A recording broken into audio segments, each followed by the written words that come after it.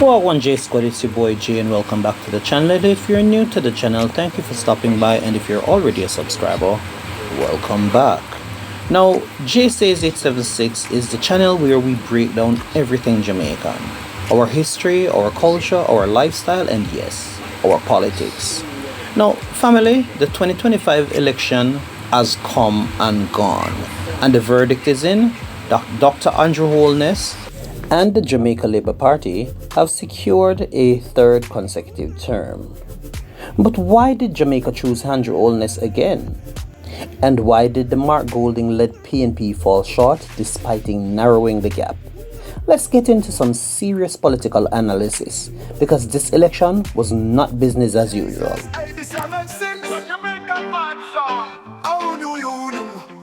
Come take a journey across the sea to the land of sunshine, culture, and history. Jay says 87.6 is the place to be when we uncover Jamaica's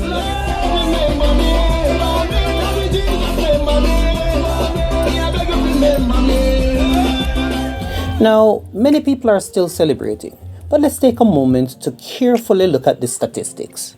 Why did the JLP win? Now, first things first, security and success story.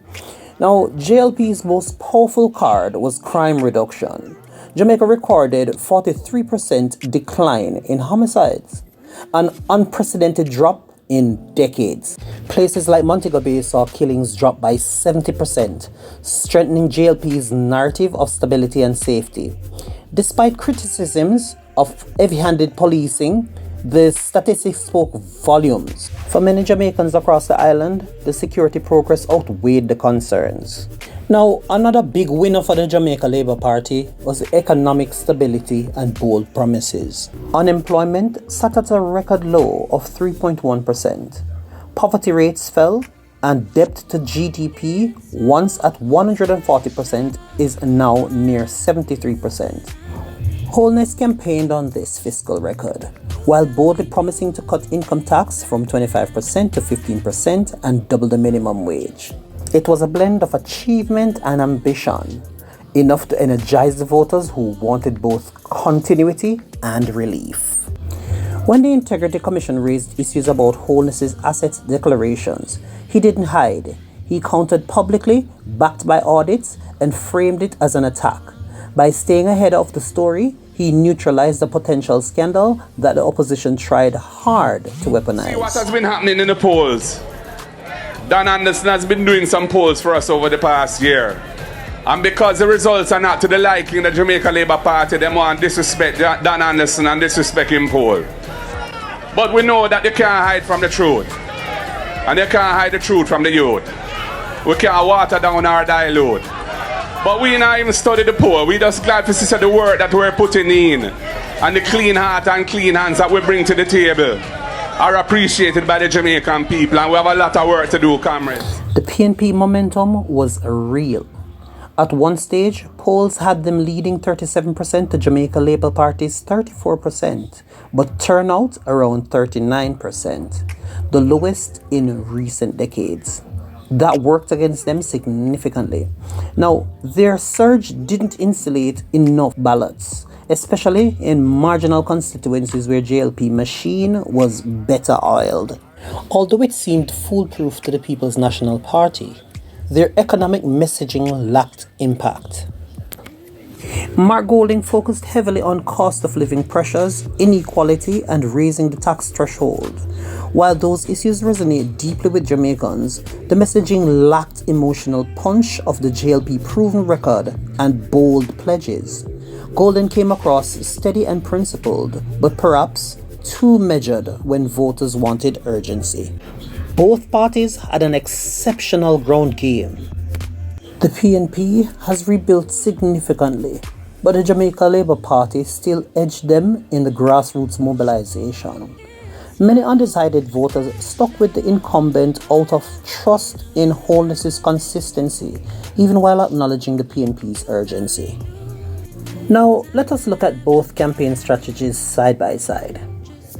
JLP framed a narrative around crime reduction, economic stability, and ambitious reform.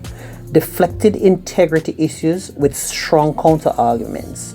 The PNP, on the other hand, highlighted cost of living struggles, infrastructure gaps, and transparency. Strong late push, but turnout and messaging consistency fell short. This election was less about orange or green, and more about who Jamaicans trusted to manage the country during uncertain times. This freshly concluded general elections did not only have excitement in Jamaica, but it also had a buzz on the international scene. Now, let's talk about the diaspora, because their role cannot be overlooked. Though Jamaicans abroad still cannot vote without returning home, their remittance, social media influence, and even physical return flights for voting kept them central in the debate.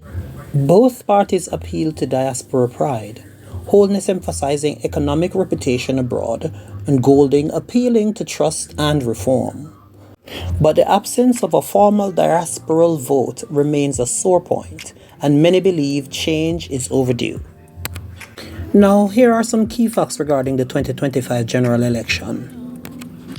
As it relates to historic seats, the Jamaica Labour Party lost 15 seats compared to 2020, showing how competitive the race truly was. Secondly, this is the lowest voter turnout ever. At just under 40%, the election exposed how disengaged many Jamaicans feel. And number 3, the Republic question deferred. The much talked about shift from monarchy to republic was sidelined, delaying what many thought would be a defining issue. Now, here are my recommendations to both parties. Firstly, to the JLP. Peer security wins with human rights safeguards to silence critics. 2.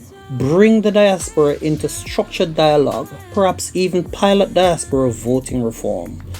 And 3. Deliver visibility on tax cuts and wages to avoid backlash from unmet promises. To the PNP. Speak directly to youth and the disengaged who largely stay home. 2. Build deeper community level campaigns in marginal constituencies. And 3. Push harder for diaspora enfranchisement. It could reshape the future of elections here in Jamaica.